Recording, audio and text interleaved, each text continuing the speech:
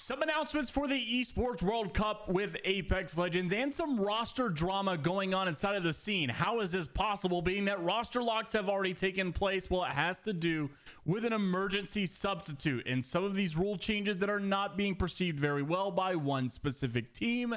Let's dive in and talk about what's going on, and also some good news about organizations signing with the North American region. Let's talk about what's happening. First off, wanted to make mention Apex of the Esports World Cup will apparently be from July 10th through July 13th. This was actually posted out on Twitter, and someone saying, look, you can kind of quote me after all this comes true, but this was apparently the schedule that we have for the World Cup. You can see week 1, Valorant, Apex.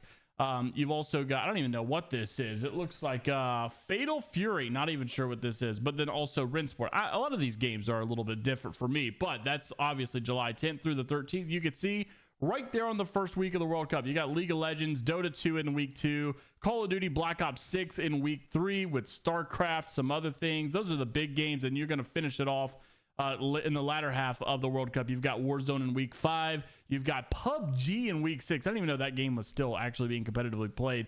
Tekken 8, Teamfight Tactics, Rocket League in week 6. And then the last week, you're going to have Street Fighter, Counter-Strike 2, and it looks like Crossfire. I didn't even know that game was still going on as well. I'm obviously uncultured, but this has proven to be a very good addition to the esports scene for not only Apex, but it seems like many other games out there as well. It brings some level of excitement. When the year is over, you've got something to fill the gap of the off season, and it gives another reason for rosters to maybe not change so sporadically or consistently. So I really like that this is continuously being added. Hopefully it keeps up. And honestly, I hope it gets bigger, because I think the idea of an esports World Cup is cool. I do think it is weird that we're not doing it like an actual World Cup with countries, but it's still just orgs and teams based, which also I can understand. You can't force rosters to just change for this to keep their country representation, because most all of these big orgs are wanting to invest into the North American scene. Speaking of organizations wanting to invest into the North American scene, we've got some updates. Stallions and Albralelie specifically coming out to say that they have signed and will be actually making the announcement very, very soon.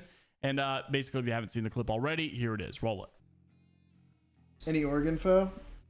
We have secured an org and will probably be signing within the next 2 days.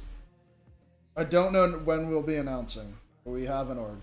And it wasn't just Mac coming out to say that. Also, Panic, Apex, one of the up-and-comers for this locked-in roster, which has consistently been playing well, also came out to say it is official. Now, we know that this team has been talking in the mix with a couple of orgs over the last couple of weeks. One of those was actually Omit, which I don't really know if Omit's going to come back into the scene. They talked about it, but based from what I've seen, it looks like maybe they're not going to put their eggs in this basket this go round, because a lot of these teams were actually bidding pretty high for some of these rosters. Like, I kind of thought that, look, some of these salaries have dipped down a lot considering the news of ALGS year 6, what's going to happen. Even Sweet Dreams actually came out to say, look, this game is not financially stable or sufficient for me any longer. And so we kind of thought, look, okay, the salaries have gone down substantially, and maybe that is the case, but it seems like maybe some of these up-and-coming pros, maybe they are still getting some pretty good offers here. But some of these bidding wars, from what I hear, were getting a little out of hand. So maybe that's a good sign that still some teams are pumping some money into this scene, but I also feel like it's kind of killing the scene at the same time, because the expectations are too high and they can't last because it's not sustainable. Also, though, wanted to make mention of some Oversight Esports updates, and with the latest Scrim results. If you missed it yesterday, once again, just kind of made mention because Locked In has kind of been in the mix of all of this. April 14th, you had Furia, NRG, Locked In your top 3. Falcon Esports, Shopify Rebellions, and Fusion in your top 3 for yesterday or 2 days ago. And then last night, you had 100 Thieves, Falcon Esports, and Complexity. 100 Thieves obviously has been pretty consistent, one of the better teams in the region as of late. And Falcons obviously just coming off of that Pro League win last week or last Sunday. They're obviously carrying this momentum as well. A lot of podium finishes and looking like the Falcons that we know and that we are used to seeing. Hopefully, if you're a Falcons fan, they can continue that momentum going in to the next couple of weeks, and of course the ALGS Open LAN. However, there is one team across the pond that I wanted to make mention of, and this is NIP, an emergency situation causing for some roster drama, even with one of the guys who's running ALGS, Zach Conley, who's actually been doing this for quite a bit, the Esports League Ops Manager.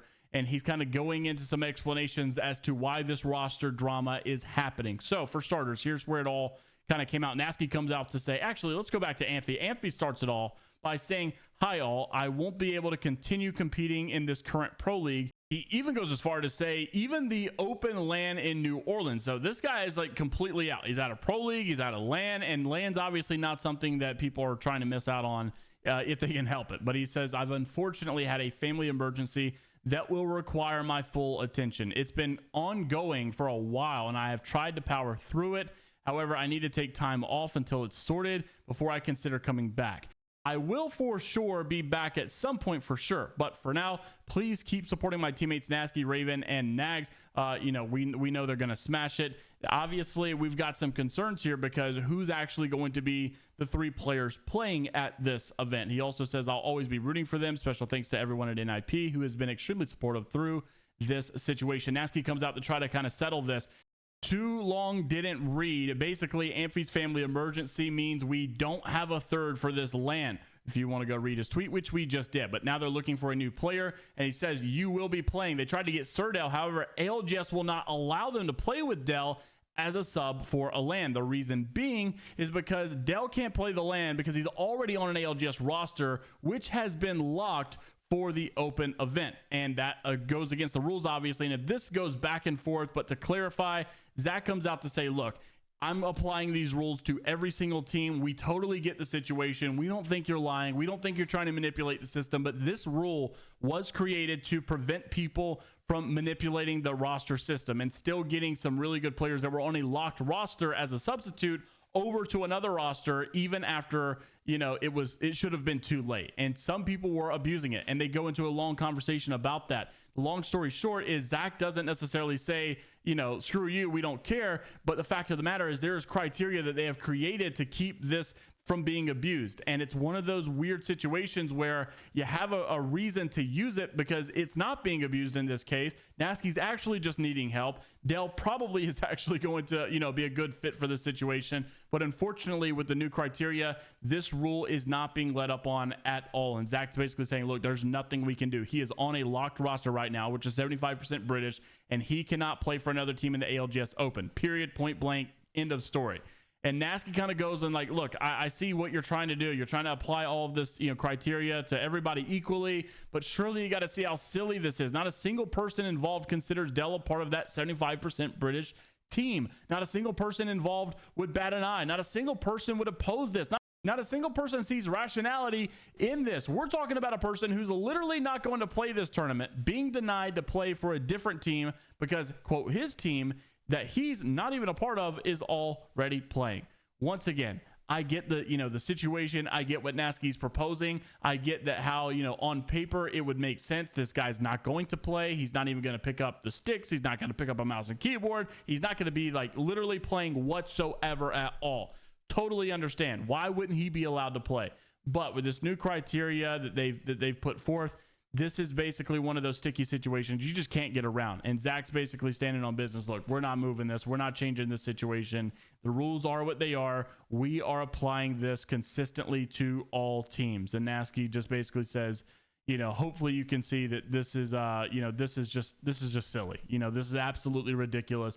Honestly, you know, I kind of get Gnaske and I try to sympathize a lot. But whenever you've kind of created, you know, going forward and going ahead of this, and they've kind of let these rules be known for a while now, this really wasn't a surprise. It wasn't a shock. I don't really think that this came out of nowhere or out of the blue for Gnaske and co. I really think that, you know, I side with Zach here. This is a rule. It's been talked about. It's been known. And this is a criteria that they've made, and they've made very public because they were trying to address issues that were being abused in the past. And I felt like you would have had a, you know, you should obviously know that this was going to be blocked, even though I understand it, even though, you know, if there was a world where you can make an exception, this would be the exception to make. But, you know, at the end of the day, when you're trying to run a professional esport, there's no exceptions. You just got to apply the rules like all the time. And that's just the way it is, I guess. Now, obviously, there are some caveats, and you have some bad situations that end up like this where people can feel screwed over. But I totally understand what's being done here. And I'm interested to see your thoughts on it down in the comment section below. Like, even actually, CJ comes out to say, who's a part of that team, like, fully agree. We wouldn't have even let him play as a roster on our, or a sub as a roster, if we knew that having him was only going to grief his ability to sub in for other teams. He hasn't played for us in year 5, and that rule is just griefing at this point. Once again, Zach saying, we understand the frustration, but the rule's the rule, and that's what it is, and that's what we're doing. Interested to see your thoughts down in the comment section below. Like and subscribe if you want to stay up to date with everything going inside of the world of Apex Legends esports news. And until the next time, we'll see you all later.